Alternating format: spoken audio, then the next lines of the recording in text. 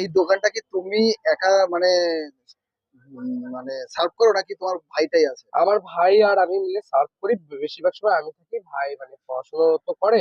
এবার আমিও চাই না যে আমার মতন পড়াশোনাটা স্টপ হয়ে যায়। তো তাই আমি নিজেই বলি যে ভাই আমার একটু কষ্ট হলেও তুই না পড়তে পড়তে যা, স্কুলটা কন্টিনিউ। আচ্ছা, তোমার বয়সটা কি হবে? আমার বয়স 18 হয়ে গেছে।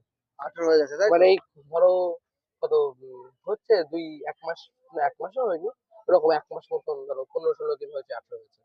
ও আচ্ছা, এতদিন 17-17 শুনছিলে, তো 18 হয়ে গেছে। 18 হয়ে গেছে, তাই তো?